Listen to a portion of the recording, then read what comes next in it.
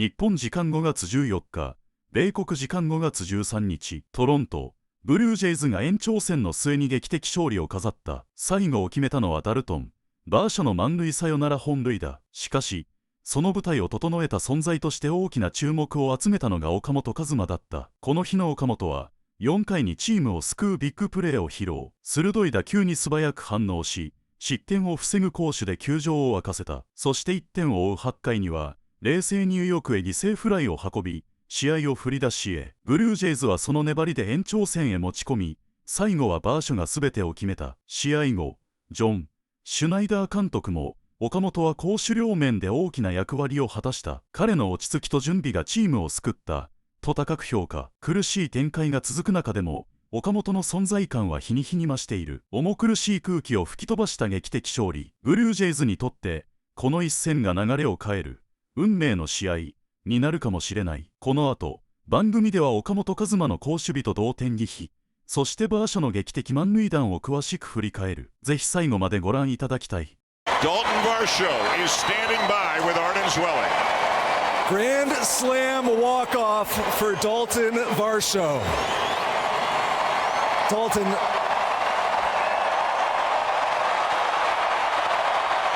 this is a pitcher out of their bullpen with multiple pitches. You've never seen them before. How did you decide on an approach? Got lucky sometimes. Been grinding as a team. I've been grinding myself. Just one of those swings where you've been practicing it and got it and didn't miss it that time. This was a frustrating game for the offense. A lot of runners left on base. Just how much of a relief and a pressure lift was that? I think it was huge for us. That's the offense we are. We just got to trust it, keep grinding every game out, and see what happens. Dylan Cease, for a third straight start, throws 7 innings. How cool is it to watch him put it all together right now?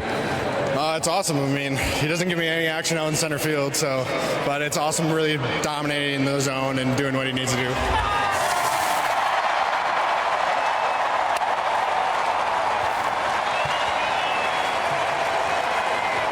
Dalton, congratulations, man. Enjoy the off day. Thank you. Appreciate it.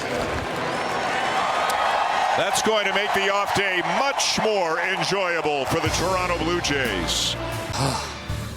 That was like finally getting your first day in high school. First date in high school. That was first date. Oh yeah. Yeah, it took the grade 12. Different high school experiences. That was needed. Wow. This is Sportsnet Central, presented by KFC. Ken and Ivanka. Wow, didn't see that coming.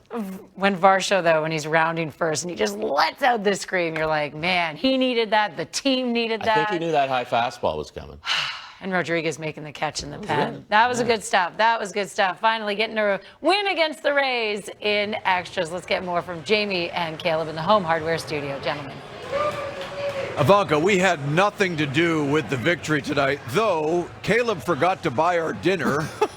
So while Varsho was going deep, we were enjoying what we called before it was hit rally pizza. Yes. Right? Got some in my teeth. Yeah, I do too. So I'm trying not to talk with an open mouth. But the rally pizza and Dalton Varsho came through at a time when so many people had left the building. Yeah. We saw them going up the aisles. They needed that desperately.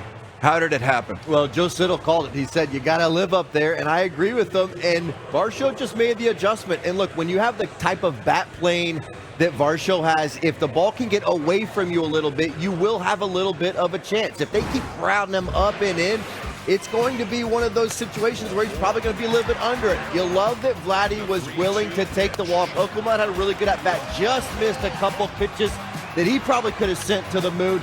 And then they really start to go to work against Varsho. They're trying to nail that up and in corner. I thought he was going to challenge on that second pitch of the at-bat, but then he starts to get into the at-bat. He's seeing it up in the zone. Look where all these pitches are. Even though there was a little bit of variance, they're all up.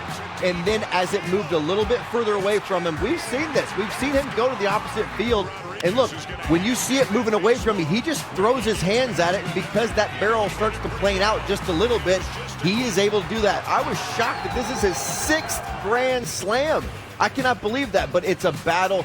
You just needed that big hit. The Blue Jays, they grounded into a bunch of double plays, 4 to be exact.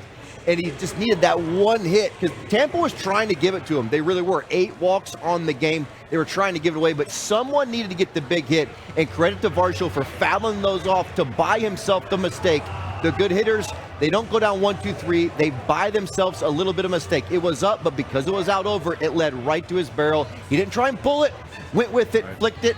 There you go. I was shocked at that act of exaltation as he rounded first because, as Dan and Joe know, he is not one for a display of emotions, Dalton Varsho, but he had the right to tonight, gentlemen, as we send it upstairs to both of you. Jamie, Caleb, thank you so much. And as Dalton Varsho said to Arden, the team had been grinding. He had been grinding. Maybe that's why you saw a little bit more emotion about a huge hit. They all count the same, except maybe sometimes they don't. This one meant a little bit more, it feels like. I think it meant a little bit more, and hopefully we reflect back on it later in the season and talk about it a lot more. Remember Bo Bichette's home run in Texas last year? Yes. We talked about that so often throughout the course of the season. Maybe it's the Dalton Varsho Grand Slam against the Rays in May that we're talking about. But you saw the 5-run inning last night in the 7th. And I think we all had that feeling like, okay, maybe this is the point. They got to beat the Rays here in this game. Maybe this can be the taking off point. Well, a grand slam, walk off at home before you head out on the road, that can be a taking off point. You're going to play a Detroit team that's been scuffling as well, a lot of injuries themselves. Maybe have a nice weekend in Detroit and you cruise on into the Bronx next week. Big road trip, 3 in Detroit starting Friday night, 4 in the Bronx starting on a Monday night. But the Blue Jays, I think Jamie will have an enjoyable trip to Detroit on the plane tonight. I think they will indeed. And depending on where they're staying in Detroit, I know where the good Coney dogs are served in that town. But either way, let's continue to focus on the importance of this victory.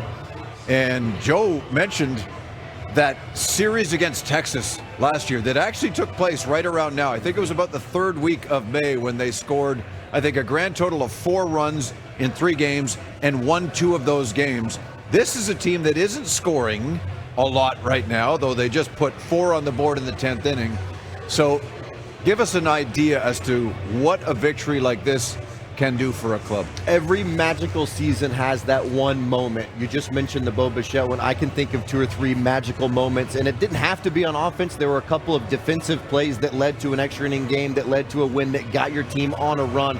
But this team just needs to exhale. The pressure is on. The entire country is expecting what they saw last season, and with all the injuries mounting, it just feels like you continue to take one in the face and get your teeth knocked in every single night, and they feel it down there. You can just kind of feel the energy around the club that they know they need to be better. They want to be better. They're trying to be better, but you need that moment, and maybe this is the moment, because you could just tell everyone in that dugout, they just exploded. And yes, it was a victory, but these are moral victories, and if you lose that game, it can do the opposite. It can send you down an absolute spiral, because remember, last night they lost in extras as well. There was a game there to be had, and so you think, man, we're putting out our best effort and we can't win back-to-back extra inning games. It could really send you the opposite direction, but Dalton Varsho makes a huge swing, Jamie. Maybe this gets them on a roll. Hopefully it does. Get some guys back, and you never know what can happen.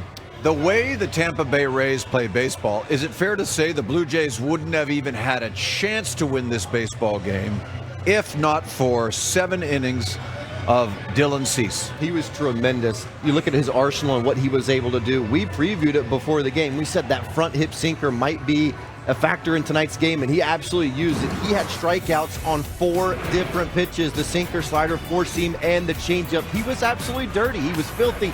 It's like he's playing a video game out there with that type of velocity and that type of location.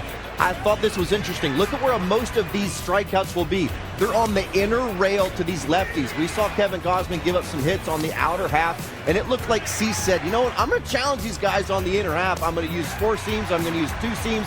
I'm going to use that hard slider like you saw right there. I thought he threw a number of tremendous changeups. I thought he was excellent. I told you, I think this guy can get better, and it only says 9 strikeouts on the card. But let me tell you, when you're facing a Rays team like that, if he faces any other team, he might have had 12, 13, 14 strikeouts. That's how good this guy's stuff is.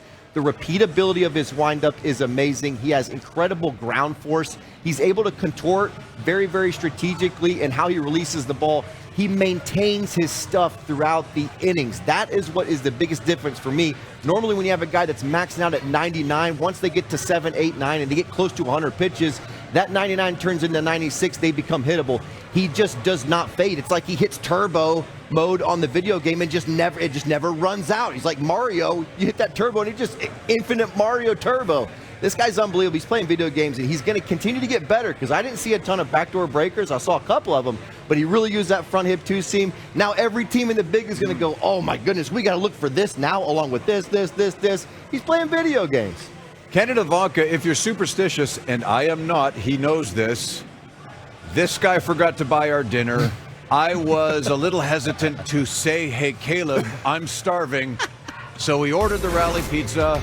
It worked. And Varsho hit a grand slam. So for whatever that's worth, they take it into a day off tomorrow and then 3 with the Tigers at Comerica Park. Friday night's game, I should remind you, is an Apple broadcast. So we'll be back on the air Saturday, and then it's off to New York before returning home to face the Pittsburgh Pirates. Well done, boys. Caleb had sauce on his tie, by the way. Look at Varsho running first. Yeah, man, the Jays needed that. John Schneider's coming up, and we're going to get you to some hockey as well. Needed a big hit and got it, but you know, we had traffic all day. Double plays seemed to be pretty normal today. But yeah, I mean, going into an off day and against a good team who's played us really tough, just needed a big hit, and Varsh kind of was just calibrating on the high heater and clicked it. Even Dalton seemed to enjoy that one, going around the bases. What's it like for you to see him specifically have that moment? Yeah, that's awesome. You know, I think the more we can kind of just take these moments and kind of grasp onto it and feel the fact that we're playing together is great. And, you know, huge for Varsh, you know, huge for him. It's he's been, I feel like he hasn't hit a homer in a while, you know, since Minnesota. He hits them kind of in bunches, but it's more so big for us. You know, I think just trying to grind through this part of the season with how we're playing and, you know, things kind of going back and forth, good, bad. You need that going into an off day. John, from a process perspective, in terms of some of the plate appearances today, what did you most like, and what would you like to see carry over?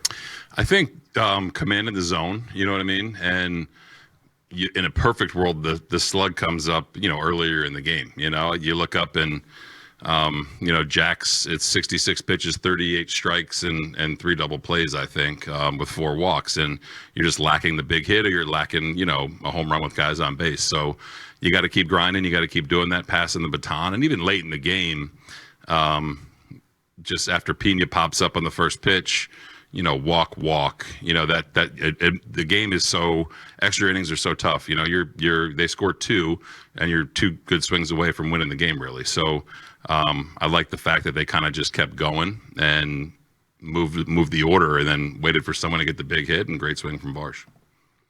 To that command the zone point, Vlad looked like he didn't really give away a pitch in this game. And the fact that he's willing to take the walks, he talked about doing too much. How does that fit into what he's trying to accomplish? Yeah, hopefully that's when he's at his best, you know what I mean? And, you know, even his first, I think it was his first AB, he was 3-0, and he was swinging. I gave him the green light. He was swinging, and he didn't swing just to swing, you know? So that's how it starts, commanding the zone and not trying to just swing your way into extra base hits or home runs. They're going to come. They're going to come with him. So I think getting back to commanding the zone is the first step. Today was really good, I thought. John, thinking back to last year, I can think of countless moments kind of like that we were then in October talking about as big moments. I know it's maybe more narrative than reality, but inside the clubhouse, what do you think moments like that can mean for a team? They can be big, you know what I mean? I think there's always moments throughout the course of the year that you can say, yeah, you know, like, okay, like that was big. That was a big hit from Varsh, you know? Again, I hope at this point everyone's kind of over last year and the narrative and the 49 comeback wins and the this and the that. You have to go do it, and you have to just be able to create your own luck sometimes, and you gotta be ready to punch back when you get punched in the face, you know? So it doesn't happen every day, but I think when it does happen, it just allows it to happen more. I said that a lot last year. And how much did Dylan's start contribute to the ultimate win? Yeah, huge. I mean, he was in total control.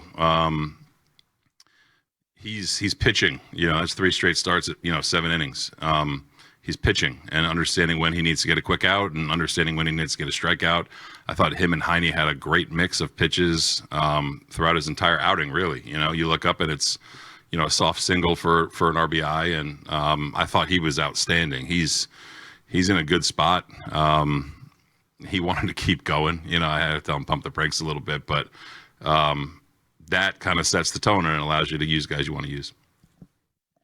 I mean, you mentioned soft single. It looked like he had no hit stuff tonight, which I guess he brings a lot of the time. But so what you're starting to see out of him?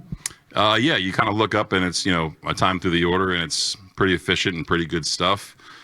He can do that basically every time he's out there. And I think, you know, changeup was good today, as was everything, really. You know, he's front hipping sinkers to lefties, and his stuff almost got better, you know, as the second, third, fourth inning went on. So I love where he's at. And just with the Valenzuela at bat, the long, it winds up being a fly ball to deep right center, but it looked like he was getting the timing down. It looked like it was just a matter of time till he was going to hit the ball hard. What did you see from that, and is that reflective of, you know, what you're starting to see from him as well? Yeah, starting to see some growth and trust in the. It was kind of a weird first swing, and it kind of looked like he went to kind of protecting against the changeup there, and just taking good pitches that were balls and putting good swings on ones that he could handle. So just to tick off from being a home run there, really. But I think that's part of the process. That's part of some adjustments he's made as well. John, you mentioned that you know, Dalton had gone a while without a homer. I'm just wondering what you'd seen, or what was your read on what's been going on in his at bats lately, and the fact that he hits that ball to left field does that mean anything? Yeah, the fact that he hits that ball to left field means he's good.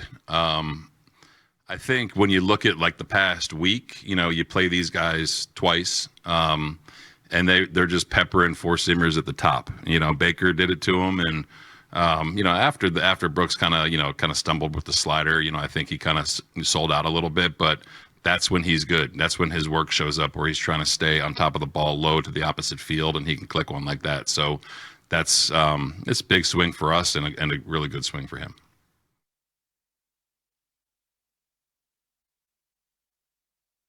Just for clarification, when you say that means he's good, you mean that means his swing is in a good place, or he's really good at baseball, or both? No, I think that means his swing is in a good place. You know, I think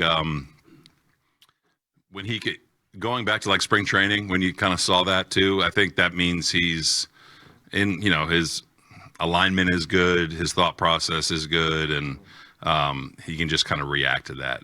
Dalton's very good at baseball. I think he's very good at baseball, but I think that swing shows that his swing is in a pretty good place. Thanks, everyone. Thanks, guys. 今回も最後までご視聴いただき本当にありがとうございました。動画の内容を楽しんでいただけたでしょうか。もしよろしければチャンネル登録と高評価をお願いいたします。皆さんの応援が今後の動画制作の大きな励みになります。それではまた次回の動画でお会いしましょう。